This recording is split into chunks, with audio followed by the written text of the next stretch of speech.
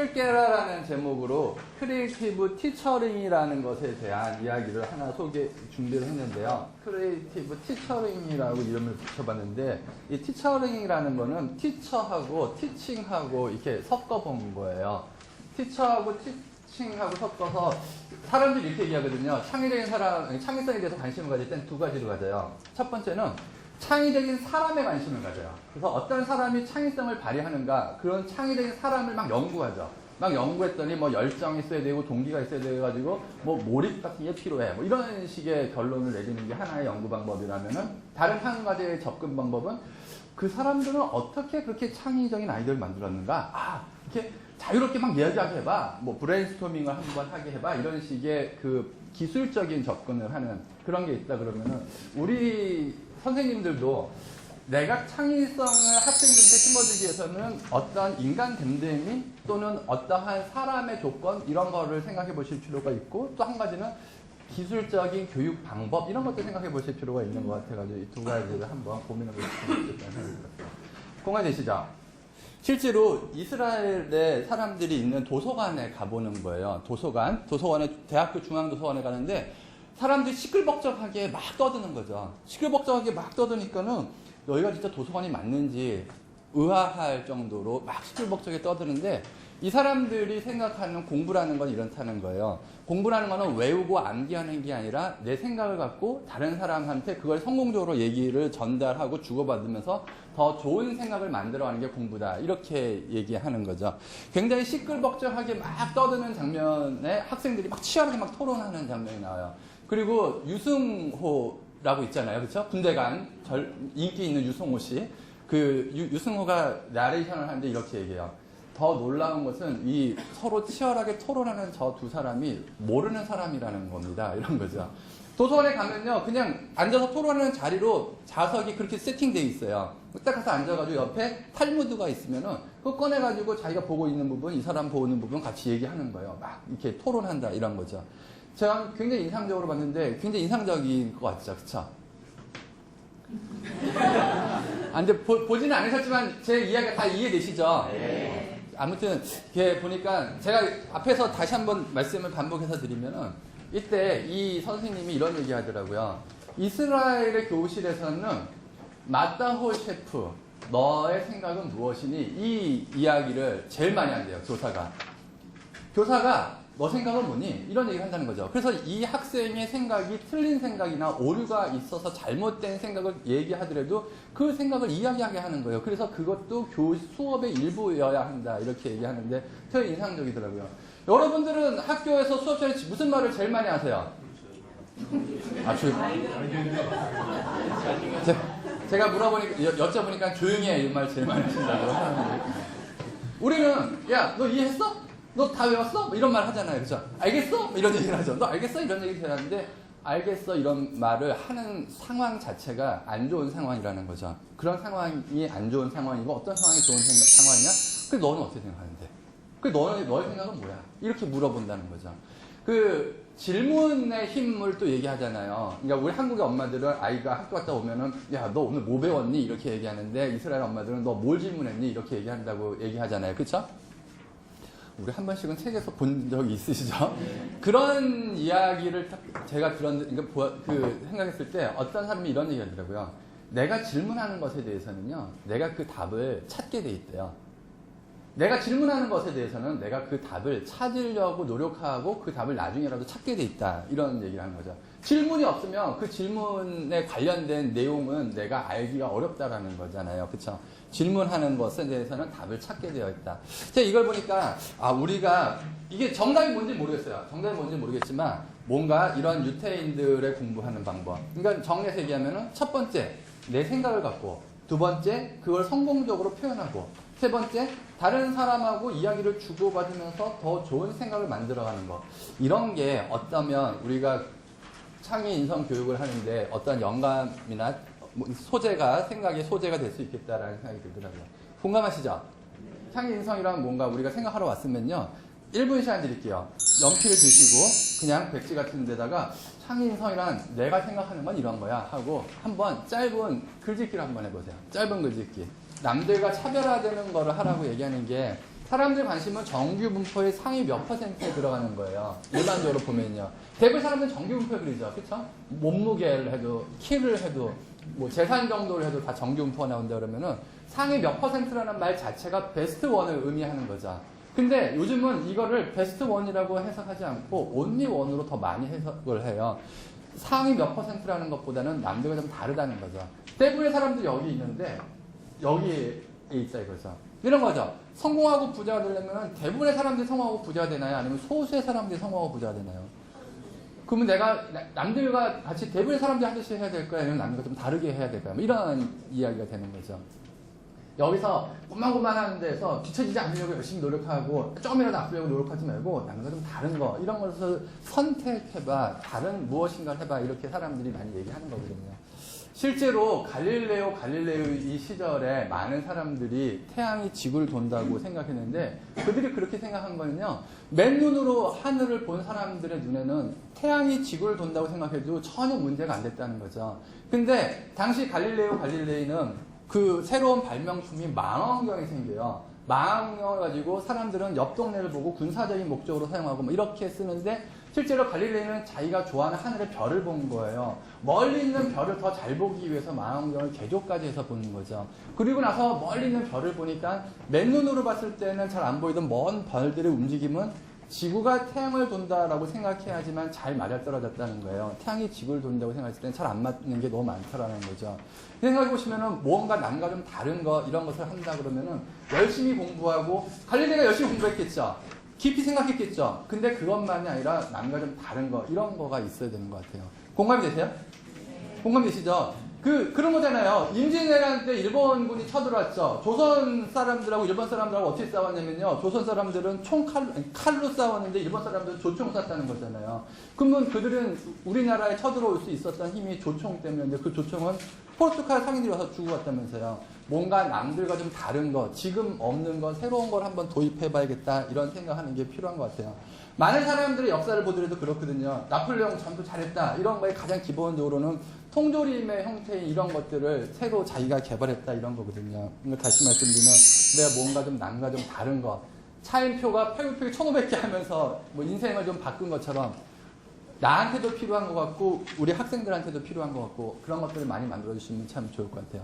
공감하시죠? 저는 우리가 원하는 게 어린아이의 상상력이나 예술하는 사람들의 뭔가 광기 이런 거를 원하는 게 아니라 일상생활에서 좀 즐겁고 재밌게 살면서 행복하게 돈도 좀 잘 벌고 뭐 이렇게 사는 게 원하시는 거라 그러면은 저는 개인적으로 이 성공지능이 우리가 원하는 일상생활의 창의성을 굉장히 많이 닮아 있는 것 같거든요. 그리고 가장 바람직한 사람들의 모습, 어떠한 인재상 이런 걸 생각하실 때도 이러한 관점에서 한번 보시면 좋을 것 같아요.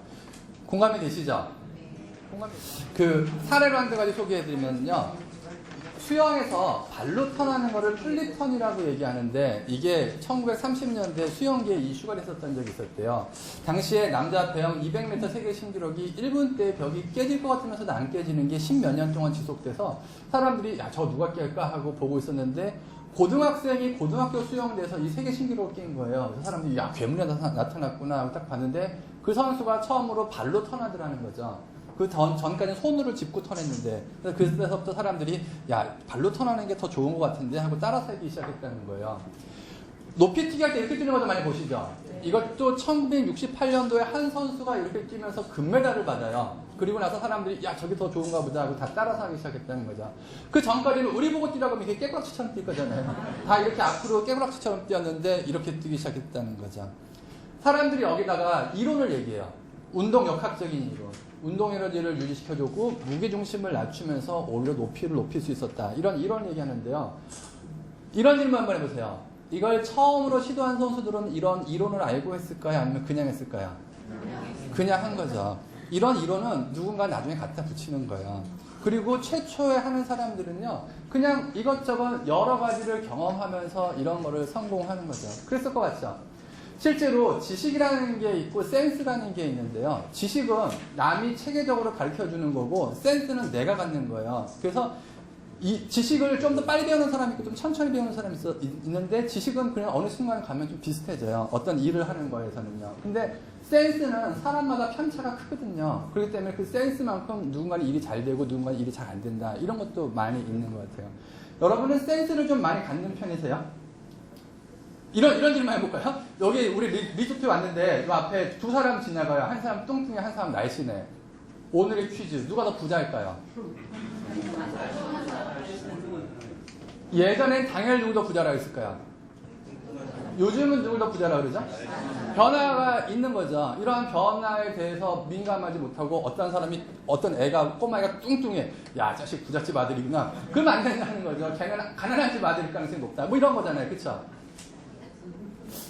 옛날에는요, 이렇게 배 나오면 사장님이라고 그랬어요. 배 나오면 사장님. 명동에 배 나온 사람 앞에 10사람 지나가잖아요. 그러면 뒤에서 사장님 물으면 9명 돌아본다는 거예요. 근데 요즘 왜 한 명은 안 돌아봤다 그러죠? 회장님이시거든요. 그래서 이렇게 사람들이 그런 얘기 했거든요. 근데 요즘은 어느 회사에 가도 상무, 전무, 뭐 사장급 보면요, 배 나온 사람이 아무도 없어요. 오히려 스포츠 선수처럼 느낌을 딱 주는 스포츠한 사람, 이런 사람이 직급이 더 높고 막 그래요, 보면. 실제로 많은 것들이 바뀌는데 변화를 내가 좀 민감하게 생각하실 필요가 있는 거죠. 공감이 되시죠? 이런 거죠. 여대생이 우리 회사에 인턴 2명 왔어요. 한 명은 예뻐, 한 명은 못생겼어요. 누가 더 공부 잘할까요?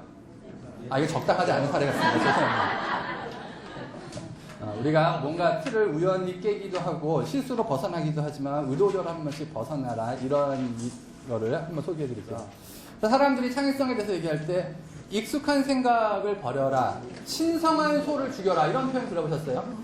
그러니까 제가 아는 분이 마케팅 우리나라에서 잘한다 이런 분을 전에 한번 만난 적이 있었는데, 그분하고 얘기하다가 아이디어를 만드는 방법이 뭐가 있어요? 뭐 획기적인 거를 만드는 방법, 내가 알아듣기 쉽게 하나만 얘기해 보세요. 그랬더니 그분이 하시는 말씀이 사람들이 얘기하는 핵심이 있대요. 핵심. 그 핵심을 빼면은 항상 새로운 게 생긴대요. 옛날에 김탁구라는 드라마 기억나세요? 김탁구에 보면은 선생님이 시합을 하는데 중간에 어떤 시합을 하냐면요, 빵 만드는데 제일 중요한 게 뭐야? 하나씩 내놔봐 그랬더니 어떤 사람은 이스트, 어떤 사람은 밀가루 빵 내놨을 때 그 제일 중요한 걸 빼고 빵 만들어봐, 이렇게 얘기하는 시합을 해요. 그리고 그 빵이 세상에서 제일 재미있는 빵이 될 거야, 이런 시합을 했던 거가 있었거든요. 보시면은 많은 사람들이 핵심이야, 이게 제일 중요해 라고 생각하는 거, 그런 것들에서 한 번씩 벗어나 본다. 바보 같은 생각을 하자는 게 아니라 한번 바보 같은 생각에 실험을 해보는 거예요. 그래서 바보 같은 생각에 실험을 해봤을 때, 야, 그렇게 해보니까 오히려 더 좋은 게 있네? 라고 하는 새로운 아이디어를 얻을 수 있다는 거죠. 공감하시죠? 예를 들어 이런 질문만 해볼까요? 내가 독창적인 아이디어를 제시했어요. 다른 사람이 뭐라 그럴까요? 오, 멋진데, 야, 대단한데, 이렇게 얘기를 절대로 하지 않고요, 비판하게 돼 있고요. 왜냐면은 독창적이라는 거는 이미 생각의 틀 바깥에 있는 거예요. 이 생각 얘기를 하는 거죠. 그랬을 때 다른 사람들을 소통하고 설득을 잘 하잖아요. 그러면 오, 듣고 보니까 그런데 야, 되게 창의적이야, 이런 얘기를 하게 되고요. 소통하고 설득을 못해요. 그럼 뭐예요? 꽝이죠, 꽝. 맞아요. 꽝이죠, 꽝. 내가 뭔가 독창적인 아이디어를 제시했을 때 다른 사람이 비판이 없잖아요. 그러면 나 스스로 이건 별로 사람들한테 매력적인, 뭐 독특한 게 아닌가 보다, 이런 판단을 하실 필요가 오히려 있는 거예요. 그러니까 사람들 얘기가 많이 그런 거잖아요. 그러니까는 예전에 뭐 CNN을 만들었던 패터너가 하는 얘기가, 내가 독창적인 아이디어를 제시했는데 다른 사람들이 비웃는지 아니면 수긍했는지로 내 이야기가, 내 생각이 얼만큼 독창적인가, 자기 그걸 판단했다, 이렇게 얘기하거든요. 그래서 사람들이 반대가 거셀 때 그때 상대를 잘 설득시킬 수 있으면 거기에 획기적인, 뭔가 혁신적인 아이디어가 있다, 이런 거죠. 상식 파괴자의 조건이라고 사람들이 얘기하는 걸 들어봐도 그래요. 첫 번째는 남과 좀 다른 것을 좀 봐야 된다는 거고요. 두 번째는 내가 남과 다른 것을 깨달았을 때는 공포심이 느껴진대요. 야, 대학교 다녀봐도 뭐 남는 거 하나도 없는 것 같아. 6개월 만에 대학교 그만둘까? 이런 생각이 떠오르면 공포심이 느껴진다는 거죠. 야, 내가 이거 지금 맞게 하는 건가? 남들처럼 해야 되는 거 아닌가? 이런 생각이 공포심을 느끼게 된다는 거죠. 내가 그런 공포심을 극복하는 게 개인적인 문제라면 그 다음에는 내가 공포심을 극복하고 다른 사람하고 소통하고 설득하는 거, 이런 과정이 반드시 필요하다는 거예요. 사람들이 얘기하는 탁월한 아이디어는 어디서 오는가, 이런 거를 들어보면은 많은 사람들의 얘기가 뭔가 소통하고 다른 사람하고 이야기할 때 탁월한 아이디어가 만들어진다고 하거든요. 창의력이라는 것을 생각하면은 이런 탑을 만드는 것 같아요. 그쵸? 이런 탑을 만들면 사람들은 이 꼭대기에 있는 사람, 이런 사람이 주인공으로만 생각하거든요. 근데 실제로 이 꼭대기 있는 사람이 주인공이 아니라 밑에서 많은 사람들을 묵묵하게 받쳐주면서 어쩌면 조금 더 중요한 사람이요. 누군가가 이거 힘들어 죽겠어. 나 그만할래라고 할 때 야, 딱 1분만 참자. 이렇게 리더십을 발휘할 수 있는 사람, 인성이 뒷받침되는 사람, 이런 사람이 진짜 창의성의 결실을 만드는 사람이거든요. 이런 말도 참 좋죠. 빨리 가려면 혼자 가는데 멀리 가려면 함께 가라. 이런 말도 참 좋죠. 이런 거 생각해 보세요. 이거 한번 해볼까요? 제가 예전에 한 번은 울산 지역에 가가지고 교장 선생님들 특강을 한 적이 있어요. 교장 선생님들 특강을 하고 나오는데 제가 어른들한테 굉장히 공손할 것 같죠? 제가 어른들한테 공손할 것 같죠? 진짜로 공손해요. 진짜 공손해서 그날도 강의하고 그 교장 선생님들 나이 많으신 분들이 다 좋아하셔가지고 나오는데 제가 이게 울산 KTX가 안 다녔을 때 같은데 아무튼 비행기로 왔다 갔다 하니까 공항까지 저를 데려다 주시겠다고 한 분이 차로 같이 갔어요. 근데 그 선생님이 차에서 좀 더 얘기하자고 그러시면서 가시면서 뭐 기분 좋잖아요. 그쵸? 근데 차에서 이 말씀 하시더라고요. 그 교장 선생님은 선생님이 오시면 이거 딱 하나 질문하시면 돼요. 공원과 같은 공공시설물에 있는 물건은 1. 내 것처럼 사용한다. 2. 남의 것처럼 사용한다. 1번, 2번 어떤 거 하실래요? 이것만 하나 딱 질문하시면 돼요. 그리고 1. 내 것처럼 이라고 말씀하시는 선생님은 안 뽑고 2. 남의 것처럼 사용한다라고 말씀하시는 선생님만 뽑으신대요. 그러니까 내게 이게 소중하게 사용한다 이런 거잖아요. 그렇죠? 근데 내게 소중하다가 강하게 있는 사람은 내 것처럼 소중하다라고 얘기하게 돼 있고 남의 것이 소중하지 않은 사람은 남의 것처럼 소중하다를 먼저 얘기한다. 아니 그 교장 선생님은 그렇게 말씀하시더라고요. 근데 제가 그때 이 이야기 딱 듣고 제가 이렇게 얘기했어요. 1. 내 것처럼요 라고 속으로만 얘기하고요. 겉으로는 얘기 안 했어요. 근데 내가 겉으로 얘기 안 한 게 그냥 얼마나 다행이었는지 그 교장 선생님을 실망시켜 드릴 수도 있었구나 생각하니까 너무나 끔찍하더라고요. 근데 아무튼 맞아요. 그런 것도 있는 그런 건데 그분은 그렇게 말씀하셨던 게 기억이 남는데 아무튼 뭔가 남의 것 소중하게 생각한다라는 것 자체가 내가 실제로 더불어 같은 많은 사람들하고 이런 얘기 하잖아요. 한국의 엄마, 미국의 엄마, 일본의 엄마들이 얘기하는 게 다르다면서요. 미국의 엄마들은 남을 위해서 뭐 봉사해라. 일본의 엄마들은 남한테 피해주지 말아야 하는데 한국 엄마들은 남한테 지지 말아라 이렇게 얘기한다는 거예요. 그러니까 뭐 사람들이 가장 기본적으로 먼저 떠올리는 게 뭐냐 이런 걸 얘기한다 그러면은 물론 우리나라 사람이 다 그런 게 아니라 좋게 그러니까 재밌게 말 풀어보면 그런 것처럼 뭔가 좀 인성을 갖추는 게 좀 필요한 것 같더라고요. 빨리 가려면 혼자 가는데 멀리 가면 함께 가라 이런 말도 참 좋죠. 이런 말도 기억하시면 참 좋을 거예요. 고정관념에 관한 이야기를 하나 소개해 드릴게요. 고정관념이란 건 어떤 거냐면은 사람들의 생각이 고정된다는 거예요. 세상은 객관적으로 존재하는 게 아니라 내가 해석하는 방법대로 존재하는데 나의 해석은 초기값에 고정된다. 이게 고정관념이에요. 왼쪽에 있는 그림이 사람들이 얘기하는 고정관념의 대표적인 그림인데요. 이 그림을 성인들한테 보여주면은 너무 야해요 이렇게 말씀하시는데요. 근데 이 그림을 아이들한테 보여주면요. 돌고래들이 참 예뻐요 라고 얘기한다는 거거든요.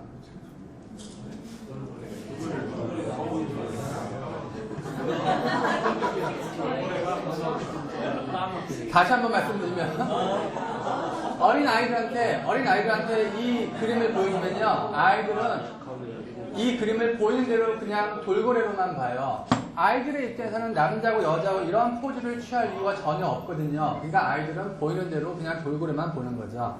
그러나 이런 포즈를 취하는 것에 굉장히 익숙하신 분들이나 때로는 머릿속에 이 생각으로만 가득 차 계신 분들은요 돌고래도 있어요 라고 말씀드려도 돌고래 잘 못 보고 계속 남자고 여자의 포즈만 보시더라고요. 돌고래들이 참 예쁘죠? 이렇게 세상은 내가 해석하는 대로 존재하는데 나의 해석은 초기값에 고정되어 버리는데요. 여러분의 생각이 초기값에 고정되는 것도 한번 경험해 보세요. 제가 두 가지 이야기를 해볼게요. 두 가지 이야기를 들어보세요. 첫 번째 이야기. 어떤 여대생이 밤에 술집 나간대요. 어떤 여대생이 밤에 술집 나간대요. 두 번째 이야기. 어떤 술집 여직원이요 낮에 대학교 다닌대요. 어떤 술집 여직원이 낮에 대학교 다닌대요. 제가 두 가지 이야기를 해드렸죠. 같은 정보를 드린 거예요? 아니면 다른 정보를 드린 거예요? 같은 정보를 드렸죠. 같은 이야기를 들리세요? 전혀 다른 이야기처럼 들리세요? 다른 이야기처럼 들리죠. 왜 그런가 하면은 사람들의 생각은 첫 번째 단어에서 일정 영역을 형성해보고 내 나름대로 생각을 시작했다는 거거든요. 다시 말씀드리면 세상은 객관적으로 존재하는 게 아니라 내가 해석하는 방법대로 존재하는데 나의 해석은 초기가 처음에 고정돼 버린다. 이게 고정관념이라는 거예요. 아시겠죠? 아시겠죠? 네. 왼쪽에 있는 이 그림처럼 두 가지로 보이는 걸 이중인식이라고 얘기하는데 이중인식 그림 하나 더 보여드릴게요. 제가 인터넷에서 우연히 봤는데 우울한 남자가 보이면 솔로래요. 키스하는 남녀가 보이면 커플이래요. 물론 결혼 생활을 솔로처럼 하시는 분도 계시고 커플처럼 하시는 분도 계신 거죠. 우울한 남자가 보이면 솔로, 키스하는 남녀가 보이면 커플. 뭐 그런 게 있겠어요? 그냥 재밌으라고 붙인 말이겠죠. 그쵸? 근데 키스하는 남녀가 잘 보이세요? 잘 안 보이시는 분은요, 인터넷에 이미지 검색 같은 걸 한번 해보세요. 구글 같은 데 가서 솔로 테스트. 제가 솔로 테스트라는 제목을 봤는데, 저 다운받아서 몇 날 며칠 받아 겨우 봤거든요. 그러니까 사람들이 이런 거죠. 굉장히 객관적으로 일어나고 있는 일들이 객관적이지 않고 나의 주관적인 편집으로 일어난다. 편집증이라고 들어보셨죠? 대표적인 편집증이 의처증 같은 거잖아요. 그쵸? 사람들이요, 뭐 자기 편향 이런 것도 있고요. 인지 부조화 이런 것도 있고 여러 가지로 사람들이 이런 걸 얘기하는데 많은 것들이 자기 짤맞추기 생각을 하는 거예요. 제가 최근에 봤던 것 중에 정말로 끔찍하게 생각했던 게 여러분 그것이 하고 싶다 보시죠. 영남재분 사모님 아세요? 영남재분 사모님 이야기 들어보면 정말로 끔찍하잖아요. 그쵸? 내용이 뭐냐면은 자기 사위하고 어떤 여대생하고 불륜이다 이렇게 생각한 거예요. 그 사위의 사촌 동생인데 실제로 사위가 판사고 그 여대생이 그 법 공부하고 있었는데 불륜이다라고 생각해가지고 2년 동안 사람 붙여가지고 뒷조사시키고 뭐 이렇게 몇 억씩 돈을 써가지고 사람 붙이고 조사란 다 해봤는데 아무런 관계도 아닌 거로 나니까 아니야 그럴 리가 없어 이놈들은 불륜인데 그러면서 그 여대생을 죽인 거예요. 청부살인. 끔찍하지 않으세요? 사람이 왜 그렇게까지 가냐면요. 내가 생각을 머릿속으로 막 만들어가는 게 굉장히 심하거든요. 이런 유머 한 번씩 보신 적 있으시죠? 이게 유머가 아니라 실제로 많은 일들이 이렇게 벌어지는데 어떤 거가 대표적인 거냐면요. 여러분 무지개가 몇 가지 색깔이에요? 7가지 색깔이죠? 근데 무지개가 왜 7가지 색깔이죠? 가서 보셨어요? 빨주, 노초, 파남보 이렇게 있나요? 실제로 무지개가 7가지 색깔인 거는요. 도레미파솔라 시가 7가지이기 때문에 그래요. 제 말이 뭐냐면요. 1600 몇 년도에 뉴턴이 캠브리지의 연구실에서 그 프리즘을 통해서 빛이 딱 들어오는 무지개를 딱 보고 도레미파솔라시도를 떠올린 거예요. 뉴턴은 앞뒤가 잘 맞는 거 이런 걸 굉장히 좋아했던 사람이기 때문에 7가지 색깔로 그거를 이름을 붙이기 시작한 거죠. 실제로 무지개를 보면서 7가지 색깔이 있다고 경험할 사람은 별로 없을 것 같고요. 여러 나라들이 어떤 나라는 무지개가 5가지 색깔이에요, 6가지 색깔이에요, 여러 가지로 이야기하고 있거든요. 근데 생각해 보시면 많은 과학적인 일들 자체도 이렇게 벌어지고 있는 거예요. 제가 믿는 공식 하나만 소개하면은 생각은 인식 플러스 처리와 같은 공식으로 돼 있어요. 인식은 첫 2, 3초 뭐 이렇게 짧은 순간에 일어나는 거고 처리 과정은 여러분의 1시간, 2시간 고민하셨다면 다 처리 과정인데 사람들의 생각은 인식의 생각을 결정한다 그래요. 척 보면 알고요. 척 보면 아는 생각이 잘 안 바뀐다라는 거죠. 첫 2, 3초의 힘, 블링크 이런 것도 들어보셨잖아요. 그쵸? 첫인상이 중요하다고 해요. 첫인상. 옆에 분 한번 봐보세요. 첫인상이 어떠셨어요? 아무튼 잘 안 바뀐다라는 거예요. 첫인상. 이렇게 생긴 걸 두 개로 나눠봐. 그러면 사람들이 사각형 두 개로 대부분 나눌 때, 야, 너 이거 사각형 두 개가 겹쳐졌다 생각했지? 이거 사실 기억 니은처럼 생긴 건 단지 맞닿아 있는 거야. 네가 겹쳐져 있다 생각하는 저긴 사실 비어 있어. 이렇게 바라보다 생각해보세요. 바라보는 시각 자체를 사각형 두 개로 본 다음에는 저희가 비어있을 수도 있구나라는 해석을 하는 건 거의 불가능해요. 근데 다르게 바라보면은 자연스럽게 그렇게 비어있을 수도 있네 라는 새로운 해석을 할 수 있다는 거죠. 내가 뭔가 새로운 시각, 새로운 인식, 새로운 관점 이런 것을 가져야지만 새로운 생각을 할 수 있다는 거죠. 출발점이 중요하죠. 출발점. 생각에도 출발점이 중요하다는 거예요. 아시겠죠? 제가 오늘은 기본적으로 틀을 깨라라는 이야기를 준비했고요. 그 앞에서 말씀드린 것처럼 내가 뭔가 창의적인 사람은 어떤 모습인가, 창의적인 사람이 되기 위해서는 어떠한 기술적인 것을 가져야 될까, 뭐 이런 관점에서 바라보신다면 두 가지를 다 한번 생각해 보시고 이렇게 접근하시면 좋을 것 같습니다. 제가 플러스 원 하나만 더 소개해 드릴게요. 왜 플러스 원이라고 따로 말씀드리냐면은 이게 좀 더 중요한 것 같아서요. 좀 더 중요한 거 하나만 더 소개해 드릴게요. 생각에는 출발점이 있어요. 생각의 출발점이 생각 전체를 다 만들어요. 다시 말씀드리면 생각의 출발점이 생각을 만든다면은 가장 중요한 게 내가 어떤 생각을 출발하느냐 이런 거일 것 같아요. 실제로 내가 어떤 것을 상상하고 꿈꾸는가 이런 것을 생각해 봤을 때 똑같은 것을 보고 두 가지로 볼 수 있구나. 적극적인 사고, 긍정적인 생각, 좋은 상상력이 나한테 필요한 거고 우리 사회에 필요한 것 같아요. 선생님들은 더 그런 의무가 있으신 분들이에요. 우리 다음 세대를 살아가는 젊은 학생들이 어떠한 상상력을 가지고 내 마음속에 생각을 출발하느냐 이런 거에 대해서 좋은 상상력을 많이 해주시는 거예요. 자, 제가 준비한 이야기 이만큼 하겠습니다. 감사합니다.